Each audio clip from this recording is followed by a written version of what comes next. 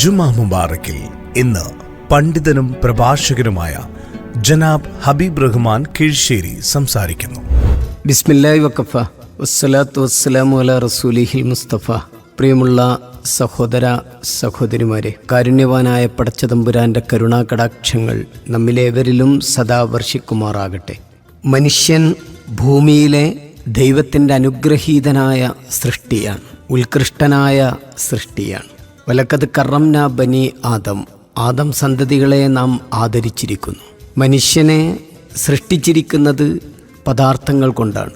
ഇരുമ്പും കാൽസ്യവും ഫോസ്ഫറസും വെള്ളവും ഒക്കെ ചേർന്ന ഭൗതിക ഘടകങ്ങളാണ്. പക്ഷേ ദൈവിക ചൈതന്യം എന്ന റൂഹ് അവനിൽ ഉണ്ട്, ആത്മാവ് അവനിലുണ്ട്. ആ ആത്മാവ് കൂടി ചേർന്നതാണ് മനുഷ്യൻ.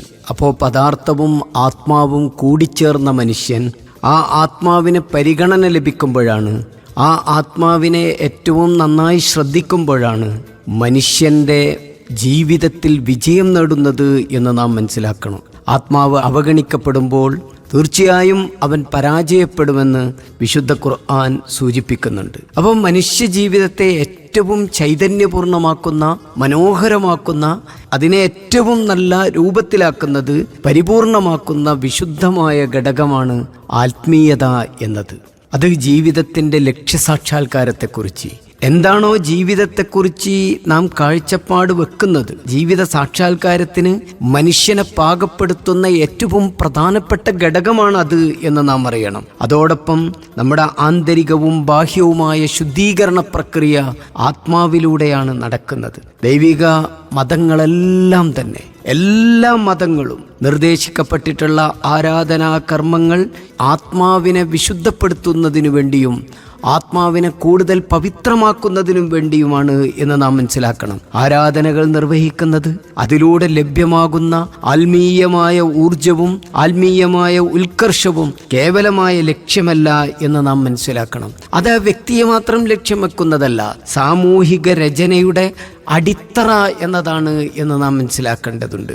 പാതിരാവിൽ സന്യാസിയായിരിക്കുന്ന പ്രവാചകന്റെ ഒരു വചനത്തിൽ നമുക്ക് കാണാൻ കഴിയും, ബുർഹാനും ബില്ലയിൽ വഫുർസാനും ഫിന്നഹാർ. പാതിരാവുകളിൽ അവർ സന്യാസിയെപ്പോലെ, മഹർഷിയെപ്പോലെ ആരാധനയുടെ അഗാധ തലങ്ങളിലേക്ക് കടന്നു പോകുന്നവരാണ്. അതേസമയം പകലുകളിൽ അശ്വഭടന്മാരെ പോലെ ഏറ്റവും മനോഹരമായി പടയാളികളായി മാറുന്നു. അങ്ങനെ വരുമ്പോഴാണ് ഒരു വ്യക്തിയുടെ ആത്മസായുജ്യം ഉണ്ടാവുക എന്ന് നാം മനസ്സിലാക്കേണ്ടതുണ്ട്. ജീവിതത്തിൻ്റെ സർവതല സ്പർശിയായ ഒരാശയമാണിത്. സാമൂഹിക, സാമ്പത്തിക, രാഷ്ട്രീയ തലങ്ങൾ പ്രാധാന്യമുള്ളതാണ് എന്ന് നാം മനസ്സിലാക്കണം. ഇത് അവഗണിക്കപ്പെടുന്ന ഒരു ആത്മീയതയുണ്ടല്ലോ, ആ ആത്മീയത ഒരു ഉപകാരവും ചെയ്യാത്ത കാര്യമാണ്. സാമൂഹിക രചനക്ക് സാധ്യതയില്ലാത്ത തസ്ബീഹ് മാലകളിൽ മാത്രം അഭിരമിക്കുന്ന ഒരു ആത്മീയതയുണ്ടല്ലോ, ചുണ്ടുകളിൽ മന്ത്രോച്ചാരണങ്ങൾ മാത്രം പറയുന്ന ഒരു ആത്മീയതയുണ്ടല്ലോ, ആ ആത്മീയത കൊണ്ട് സമൂഹത്തിന് ഒരു ഉപകാരവുമില്ല. ഇവിടെ അവഗണിക്കപ്പെടുന്ന ആത്മീയത എവിടെയാണ് പ്രവാചകൻ പഠിപ്പിക്കുന്നത്? വിശക്കുന്നവന് ആഹാരം നൽകുന്ന ഒരു ആത്മീയതയുണ്ട്, രോഗിക്ക് സമാശ്വാസം നൽകുന്ന ഒരു ആത്മീയതയുണ്ട്, മർദ്ദിതന് നീതി ലഭ്യമാക്കി കൊടുക്കുന്ന ഒരു ആത്മീയതയുണ്ട്, അടിമക്ക് സ്വാതന്ത്ര്യം നൽകുന്ന ഒരു ആത്മീയതയുണ്ട്. ഇതൊക്കെ നേടാൻ പര്യാപ്തമാകുന്ന ആത്മീയതയാകണം ഏറ്റവും പ്രധാനപ്പെട്ടത് എന്ന് വിശുദ്ധ ഖുർആൻ സൂറത്തുൽ ബലദിൽ വിശദീകരിക്കുന്നുണ്ട്. അനാഥരെ അവഗണിക്കുക എന്നതും, അതുപോലെ തന്നെ മർദ്ദിതർക്ക് ആശ്വാസം നൽകാത്തതും, വിശക്കുന്നവന് ഭക്ഷണം നൽകാത്തവനും ശരിയായ ആത്മീയതയിൽ എത്തുകയില്ല എന്ന് നാം മനസ്സിലാക്കണം. ദുഷ്കരമായ പാത വിശുദ്ധ ഖുർആൻ പഠിപ്പിക്കുന്നത് അങ്ങനെയാണ്. ഏറ്റവും ദുഷ്കരമായ പാത താണ്ടിക്കിടക്കുവാൻ കെൽപ്പുള്ളവൻ അനാഥനെ പരിഗണിക്കുന്നവനാണ്. അതുപോലെ തന്നെ വിശക്കുന്നവന് ആഹാരം നൽകുന്നവനാണ്. മർദ്ദിതനായ അരികുവൽക്കരിക്കപ്പെട്ടവനെ കൈപിടിച്ചുയർത്തുന്നവനാണ്. എല്ലാ അനീതിക്കുമെതിരെ പെരുവിരലുയർത്തുന്നവരാണ് എന്ന് നാം മനസ്സിലാക്കണം. അതുകൊണ്ടാണ് പരമസത്യമായ അള്ളാഹുവിനെ അറിയുകയും കണ്ടെത്തുകയുമാണ് ആത്മീയത എന്ന് നാം മനസ്സിലാക്കേണ്ടതുണ്ട്. അതിന് വിശ്വാസത്തിൻ്റെയും സൽക്കർമ്മത്തിൻ്റെയും തികവാണ് വേണ്ടത്. അതിന് കുറുക്കുവഴികളില്ല എന്ന് നാം മനസ്സിലാക്കണം. കുറുക്കുവഴികളിലൂടെ നമുക്ക് ദൈവത്തെ കണ്ടെത്തുക സാധ്യമല്ല. അതുകൊണ്ടാണ് പ്രവാചകൻ പഠിപ്പിച്ചത് ഹുബ്ബുല്ലാ, നിങ്ങൾ പടച്ചവനെ സ്നേഹിക്കണം എന്ന്. അള്ളാഹുവിനോടുള്ള സ്നേഹത്തിൽ നിന്നാണ് ജനങ്ങളെ സ്നേഹിക്കുവാനും സേവിക്കുവാനുള്ള പ്രചോദനം ലഭിക്കുക എന്ന് നാം മനസ്സിലാക്കണം. പരലോകത്ത് വെച്ച് വിചാരണ നേരിടുന്ന ഒരു സന്ദർഭത്തെക്കുറിച്ച് പ്രവാചകൻ പറയുന്നുണ്ട്.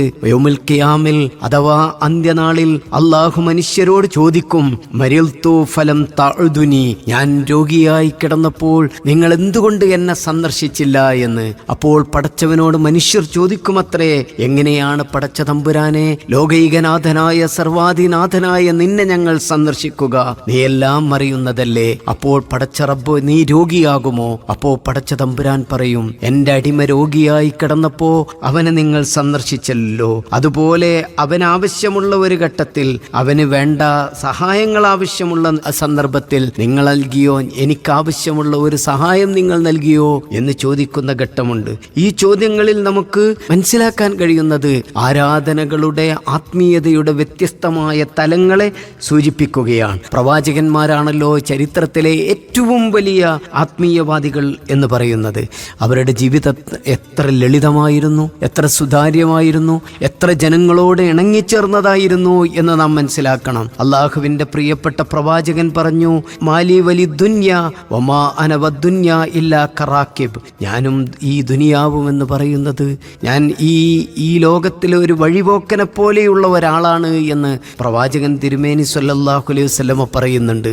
ഈ ലോകം എനിക്കെല്ലാം ഉള്ളതാണ് എന്ന് പ്രവാചകൻ കരുതിയില്ല. അതുകൊണ്ട് തന്നെ പ്രവാചകന്മാരൊക്കെയും ആത്മീയതയെ സ്വകാര്യ ആഹ്ലാദത്തിലും അനുഭൂതിയിലും മാത്രം പരിമിതപ്പെടുത്തുന്നവരായിരുന്നില്ല. അതുകൊണ്ട് തന്നെ അവർക്ക് ഭക്തരെ ചൂഷണം ചെയ്യുവാൻ സാധിച്ചിരുന്നില്ല. അവർക്ക് ലഭ്യമായ ആത്മീയമായ ഗുണങ്ങളൊക്കെയും അവരെ സമൂഹത്തിനോട് പ്രതിബദ്ധതയുള്ളവരാക്കുകയും ഭൂമിയിലെ സജീവ സാന്നിധ്യങ്ങളായി, തെരുവിലെ ശബ്ദങ്ങളായി അവർ മാറുകയും ചെയ്തു എന്നതാണ്. വിപ്ലവാത്മകമായ സാമൂഹിക ഉള്ളടക്കമാണ് നമുക്ക് പ്രവാചകന്മാരുടെ മതദർശനങ്ങളുടെ പ്രത്യേകതയായി നമുക്ക് കാണാൻ കഴിയുന്നത്. ആധ്യാത്മിക മുക്തി പോലെ തന്നെ പ്രധാനമാണ് സാമൂഹിക രചനയും സാമൂഹിക വിമോചനവുമെന്ന് അവർ നിരന്തരമായി പ്രഖ്യാപിച്ചു. അള്ളാഹു പറയുന്നുണ്ടല്ലോ, നിങ്ങൾ നീതിക്ക് വേണ്ടി നിലകൊള്ളാൻ, ദൈവസാക്ഷ്യത്തിന് വേണ്ടി നിൽക്കണമെന്ന് സൂറത്തു നിസായിൽ പഠിപ്പിക്കുന്നു. ദൈവത്തിന് വേണ്ടി നിലകൊള്ളുവാൻ, നീതിക്ക് സാക്ഷ്യം വഹിക്കുന്നവരാകണമെന്ന് സൂറത്തുൽ മാഇദയിൽ പഠിപ്പിക്കുന്നു.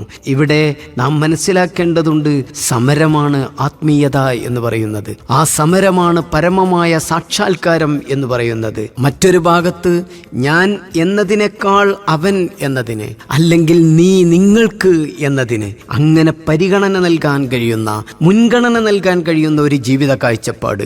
ഇത്തരം ബാധ്യതകളിൽ നിന്നെല്ലാം ഒഴിവായി വിരക്തിയും ആരാധനയുമായി കഴിയുന്നവർ ചെയ്യുന്നത് യഥാർത്ഥത്തിൽ ഇസ്ലാമിൻ്റെ അല്ലെങ്കിൽ ശരിയായ ദൈവിക ദർശനത്തിൻ്റെ അടയാളങ്ങളല്ല എന്ന് നാം മനസ്സിലാക്കണം. മക്കയിലും മദീനയിലും ആരാധനാ നിമഗ്നരായി കഴിഞ്ഞിരുന്ന സുഹൃത്തും സൂഫി വര്യനുമായ ഫുളൈലുബിന് ഇയാളിന് ഇമാം അബ്ദുല്ലാഹിബിന് മുബാറക് എഴുതിയ ഒരു കവിതയുണ്ട്. ഹറമുകളിൽ ആരാധനകളുമായി കഴിയുന്ന അങ്ങ് ഞങ്ങളെ കണ്ടിരുന്നുവെങ്കിൽ ബോധ്യപ്പെടുമായിരുന്നു അങ്ങ് ആരാധനകൾ കൊണ്ട് കളിക്കുകയാണെന്ന്. അങ്ങയുടെ കവിൾത്തടങ്ങൾ കണ്ണീരിൽ കുതിരുമ്പോൾ ഞങ്ങളുടെ മാറിടങ്ങൾ നിണമണിഞ്ഞുകൊണ്ടിരിക്കുകയാണ് എന്ന് ഇത് നമുക്ക് തഫ്സീർ ഇബ്നു കസീറിലൊക്കെയും വായിക്കാൻ കഴിയും. നിഗൂഢമായ ആത്മീയവാദികൾ പ്രവാചകന്മാർക്ക് നേർവിപരീതമായിരുന്നു എന്ന് ചരിത്രം വായിക്കുന്ന ആർക്കും കാണാൻ കഴിയും. വ്യക്തികളെ കൂടുതൽ കുടുസാക്കുന്ന, സങ്കുചിതമാക്കുന്ന പ്രവർത്തനമാണ് അവരുടേത്. സാമൂഹിക ദൗത്യങ്ങളോട്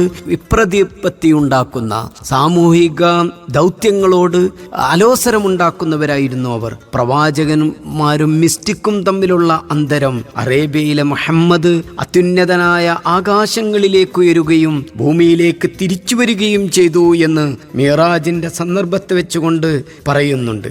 ദൈവമാണ് സത്യം, ഞാനായിരുന്നു അവിടെ എത്തിയിരുന്നതെങ്കിൽ ഞാൻ ഒരിക്കലും തിരിച്ചു വരുമായിരുന്നില്ല എന്ന് അബ്ദുൽ ഖുദ്ദൂസി ഗംഗോഹി പറയുന്നുണ്ട്. യഥാർത്ഥത്തിൽ പ്രവാചകന്മാർ തിരിച്ചു വരികയും മിറാജിലേക്ക് പോയി ആകാശലോകങ്ങളിലെ സുഖശീതളിമയിൽ കഴിയുക എന്നതല്ല, ഭൂമിയിലെ തെരുവുകളിലെ ഏറ്റവും പ്രയാസപ്പെടുന്ന സന്ദർഭങ്ങളിൽ പ്രവർത്തന സന്നദ്ധനായി നിൽക്കുക എന്നതാണ് പ്രവാചകന്റെ ദൗത്യം എന്ന് മനസ്സിലാക്കുകയായിരുന്നു. അവരെ മനുഷ്യരായി വളർത്തിയെടുക്കുവാൻ വേണ്ടി പണിയെടുക്കുക എന്നതായിരുന്നു. ഉണ്ടായിരുന്നു.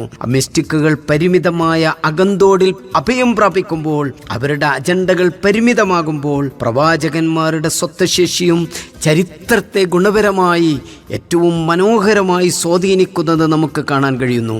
അവർ ചരിത്രങ്ങൾ ഉണ്ടാക്കുകയായിരുന്നു, ചരിത്രങ്ങൾ സൃഷ്ടിക്കുകയായിരുന്നു, മാനവരുടെ വിമോചകന്മാരായി പരിലസിക്കുകയായിരുന്നു. തങ്ങളുടെ കാലഘട്ടത്തിലെ സാമൂഹിക പ്രശ്നങ്ങളിൽ ധീരമായി ഇടപെടുകയായിരുന്നു. പ്രമാണിമാരുടെ അധീശാധികാരത്തിനും വിഗ്രഹാരാധനക്കുമെതിരെയായിരുന്നു പ്രവാചകൻ നൂഹ് നബി അലൈഹിസ്സലാത്തു വസ്സലാം പോരാടിയിരുന്നതെങ്കിൽ, ആഡംബര പ്രമത്തതക്കും ഭൗതിക പൂജക്കുമെതിരെയായിരുന്നു ഹൂദ് നബിയും സ്വാലിഹ് നബിയും പോരാടിയിരുന്നതെങ്കിൽ, അധികാരി വർഗ പൗരോഹിത്യ അവിശുദ്ധമാന്തത്തിനെതിരെയായിരുന്നു ഇബ്രാഹിം നബിയുടെ വിവിധങ്ങളായ പോരാട്ടങ്ങൾ എന്ന് നമുക്ക് കാണാൻ കഴിയും. അതോടൊപ്പം ലൈംഗിക അരാജകത്വത്തിനെതിരെ ശബ്ദമുയർത്തുകയായിരുന്നു ലൂത്ത് പ്രവാചകൻ. സാമ്പത്തിക ചൂഷണത്തിനെതിരെ ഉറച്ച നിലപാടുകളെടുത്ത് മുന്നോട്ടു പോവുകയായിരുന്നു ശുഐബ് പ്രവാചകൻ. ഫറോവയുടെ മർദ്ദക വ്യവസ്ഥിതിക്കെതിരെ വിമോചന സമരം നടത്തുകയായിരുന്നു മൂസാ പ്രവാചകൻ അലൈഹിസ്സലാത്തു വസ്സലാം. പൗരോഹിത്യത്തോടും അവരുടെ തണലിൽ വളർന്ന പ്രമാണിമാരോടും കലഹിക്കുകയായിരുന്നു ഈസാ പ്രവാചകൻ എന്ന് നമുക്ക് കാണാൻ കഴിയും. അങ്ങനെ ചരിത്രത്തെ തുല്യതയില്ലാത്ത സമ്പൂർണമായ ഒരു വിപ്ലവം മുഹമ്മദ് പ്രവാചകന്റെ കാലത്തും കാണാൻ കഴിയുന്നു. മനുഷ്യന് ഇഹലോകത്ത് ക്ഷേമം വരുന്ന, പരലോകത്ത് മോക്ഷദായകമായ ജീവിതം ലഭ്യമാക്കാനുള്ള ഏറ്റവും സക്രിയമായ ഇടപെടലുകളായിരുന്നു ഇതൊക്കെയും എന്ന് കാണാം. എല്ലാം സാമൂഹികതയിലൂന്നിയ ആത്മീയതയുടെ പ്രകാശനങ്ങളായിരുന്നു. പ്രവാചക മതത്തെ ഹൈജാക്ക് ചെയ്ത പുരോഹിത മതക്കാർ അധികാരി വർഗത്തിന്റെ ഒത്താശയോടുകൂടി മതത്തെയും ആത്മീയതയെയും വ്യക്തിനിഷ്ഠമാക്കി വ്യാപാരവൽക്കരിക്കുന്ന ഒരു കാലത്തുകൂടിയാണ് നാം ജീവിക്കുന്നത്. മതത്തിന്റെ ചൈതന്യത്തെ ജീവിതത്തിൽ നിന്ന് അവർ അടർത്തിയെടുക്കുകയാണ്. സാമൂഹിക പ്രതിബദ്ധതയും അതുപോലെ തന്നെ വിമോചന മൂല്യങ്ങളുമൊക്കെയും ചോർത്തിക്കളയുകയാണ്. ആത്മീയമായ ആചാരങ്ങളിലും അനുഷ്ഠാനങ്ങളിലും പരിമിതപ്പെടുത്തുകയാണ്. അങ്ങനെ മനുഷ്യർക്കും ദൈവത്തിനുമിടയിൽ ഇടയാളന്മാരായി വർത്തിക്കുകയാണ്. അവരാണ് കാര്യസിദ്ധി നേടിത്തരുന്നവരായി വർത്തിച്ചുകൊണ്ടിരിക്കുന്നത്. ഇങ്ങനെ കാര്യസിദ്ധിയുടെ ആളുകളായി അവരെക്കുറിച്ച് ഖുർആൻ പറയുന്നുണ്ടല്ലോ, ഇന്ന കസീറം മിനൽ അഹ്ബാരി വറുഹ്ബാൻ ലയഅകുലൂന അംവാലൻ നാസി ബിൽ ബാത്തിൽ. അധിക പണ്ഡിത പുരോഹിതന്മാരും ജനങ്ങളുടെ സ്വത്ത് അന്യായമായി ഭുജിക്കുന്നവരാണ് എന്ന്. അങ്ങനെ മതത്തെ സാമ്പത്തിന്റെ ചൂഷണോപാധിയാക്കി മാറ്റുന്ന അധികാരികളുടെ അക്രമത്തിനും ചൂഷണത്തിനുമെതിരെ സമൂഹത്തിൽ നിന്ന് എതിർശബ്ദമുണ്ടാവാതിരിക്കാൻ ജനതകളെ മുഴുവൻ, മനുഷ്യരെ മുഴുവൻ വ്യക്തിനിഷ്ഠമായ ആത്മീയാനുഭൂതിയിലും ആഹ്ലാദങ്ങളിലും മാത്രം തളച്ചിടുന്ന ഒരു തരം സമീപനം നമുക്ക് കാണാൻ കഴിയും. അതുകൊണ്ടാണ് വ്യക്തിപരമായ നമ്മെപ്പോലെ സാധാരണ കയ്യും കാലും കണ്ണും കാതും നാക്കും മൂക്കുമുള്ള സാധാരണ ഒരു ഉമ്മയുടെ മകനായി ജനിച്ചിട്ടുള്ള ആളുകൾ പോലും പടച്ചവനാണ് എന്ന് പറയുന്നിടത്തോളം എത്തുന്നത് എന്ന് നാം മനസ്സിലാക്കണം. ഇങ്ങനെയാണ് പുതിയ ആൾദൈവങ്ങൾ ജനിക്കുന്നത്, സിദ്ധന്മാർ ജനിക്കുന്നത്, പുതിയ കൾട്ടുകൾ ഉണ്ടാക്കുന്നത്, കൾട്ട് ഫിഗറുകൾ ഉണ്ടാകുന്നത്, അങ്ങനെ വലിയ ഔലിയാക്കളെ പുതുതായി സൃഷ്ടിക്കപ്പെട്ടുകൊണ്ടിരിക്കുന്നത്. ഇതൊക്കെയും പുതിയ കാലത്തെ ചൂഷണത്തിന്റെ പുതുരൂപങ്ങളാണ് എന്ന് നാം മനസ്സിലാക്കണം. പഴയകാലത്തെ പൗരോഹിത്യത്തിന്റെ പുതുകാലത്തെ രൂപങ്ങൾ, ഭക്തിയുടെ പേരിൽ ചൂഷണം ചെയ്യുക, മനുഷ്യനെ അടിമയാക്കുക, മനുഷ്യന്റെ സ്വാതന്ത്ര്യബോധവും വിവേചന ശക്തിയുമൊക്കെയും ഇടിച്ചു താഴ്ത്താനുള്ള ശ്രമമാണ് എന്ന് നാം മനസ്സിലാക്കേണ്ടതുണ്ട്. അധികാരത്തിനും സമ്പത്തിനും പദവിക്കും പ്രശസ്തിക്കും ലൗകിക ഭോഗങ്ങളുടെ നെറുകയിൽ ഇത്തരത്തിലുള്ള ആളുകൾ ഉയർന്നു നിൽക്കുന്നു എന്ന് നമുക്ക് കാണാൻ കഴിയും. അവിടെയാണ് ഇസ്ലാമിൻ്റെ ആത്മീയതയെ നാം പഠിക്കേണ്ടത്. അത് ഒരു മിതവ്യയ ശീലമാണ് പ്രവാചകന്മാരുടെ പാത എന്ന് പറയുന്നത്. അമിത ഭോഗങ്ങൾക്കും അത്യാചാരങ്ങൾക്കുമെതിരെ പ്രവാചക മതത്തിൻ്റെ പാതയിൽ നിന്ന് പോരാടാൻ പ്രവാചകാനുയായികൾക്ക് സാധിക്കുമ്പോഴാണ് പ്രവാചകന്മാരുടെ പാതാര ബിന്ദുക്കളെ അനുധാവനം ചെയ്യുന്ന അനുഗ്രഹീത വ്യക്തിത്വങ്ങളും എല്ലാവിധത്തിലുള്ള പൗരോഹിത്യ ചൂഷണങ്ങൾക്കുമെതിരെ ശബ്ദിക്കുന്ന ശബ്ദങ്ങളായി മാറാനും പ്രവാചകാനുയായികൾക്ക് സാധിക്കുകയുള്ളൂ എന്ന് നാം മനസ്സിലാക്കണം. ഏറ്റവും നല്ല ആത്മീയതയുടെ അടയാളവാക്യങ്ങളായി, അനുഗ്രഹീത വാക്യങ്ങളായി നാം പ്രവർത്തിക്കുക. അതിനുവേണ്ടി പണിയെടുക്കുന്ന ആത്മീയതയെ വളർത്തുവാൻ, ആത്മീയതയെ ഉന്നതിയിലേക്ക് എത്തിക്കുവാൻ, അതോടൊപ്പം സാമൂഹിക രചനയ്ക്ക് വേണ്ടി നമ്മളാവും വിധം പ്രവർത്തിക്കുവാൻ പടച്ച തമ്പുരാൻ നമുക്ക് അനുഗ്രഹം ചെയ്യുമാറാകട്ടെ.